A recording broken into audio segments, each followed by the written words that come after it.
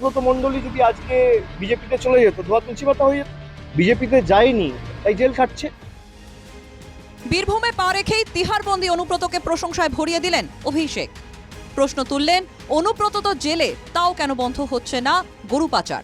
তা 14 মাস, 18 মাস, 20 মাস অনুব্রত মণ্ডল জেলে, তারপরেও গরু পাচার হচ্ছে। আর আসছে বিহার থেকে, উত্তরপ্রদেশ থেকে। আপনি কবার কটা সামান ইস্যু করে উত্তরপ্রদেশের যোগী আদিত্যনাথকে ডেকে পাঠিয়েছেন বা নীতিশ কুমারকে ডেকে পাঠিয়েছেন? পাঠাননি। সহজ পিচে কি কাঁটা হয়ে উঠছে গোষ্ঠীদ্বন্দ্ব?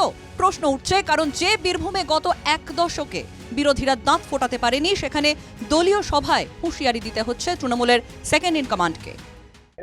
আপনাকে চিন্তা করতে হবে না, যদি কোথাও গোষ্ঠীদ্বন্দ্ব থাকে তার জন্য আজকে বৈঠক হয়েছে এবং দল ঐক্যবদ্ধ এবং শক্তিশালী।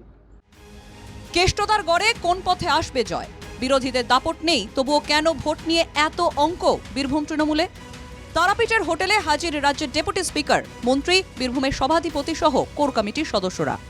সেখানেই কড়া বার্তা অভিষেকের, কোনো বুথে তৃণমূল হারলে সরে যেতে হবে পঞ্চায়েত প্রধান, পৌর প্রতিনিধি সহ তৃণমূলের নেতাদের। যেভাবে আজকে বৈঠক করেছি, যে সাড়া পেয়েছি, এবং আমাদের বিভিন্ন স্তরের জনপ্রতিনিধি, দলীয় পদাধিকারী যারা ছিলেন তারা বৈঠকে সবাই উপস্থিত ছিলেন।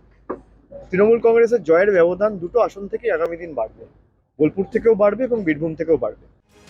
পাল্টা বিরোধীদের অভিযোগ, বীরভূমে আতঙ্কের পরিবেশ তৈরি করতে চাইছে তৃণমূল।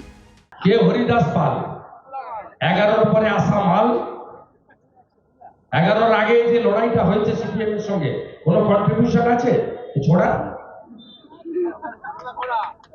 এর নামের আগে পিসিটাকে সরিয়ে নেন আর কিছু নামের পরে ভাইপোটাকে সরিয়ে নেন আর পুলিশটা তুলে নেন, তাহলে বুঝতে পারবেন এই ছোড়ার কি দম আছে। ডায়মন্ড হারবার, জলপাইগুড়ি, আলিপুরদুয়ার, কোচবিহারের পর এবার বীরভূমেও লোকসভার কৌশল বৈঠক অভিষেকের। বীরভূম এবং বোলপুর লোকসভা কেন্দ্রের কর্মীদের উদ্দেশ্যে কড়া বার্তা দিয়ে গেলেন অভিষেক বন্দ্যোপাধ্যায়। বীরভূমের তারাপীঠ থেকে অঞ্জন দে, NK TV বাংলা।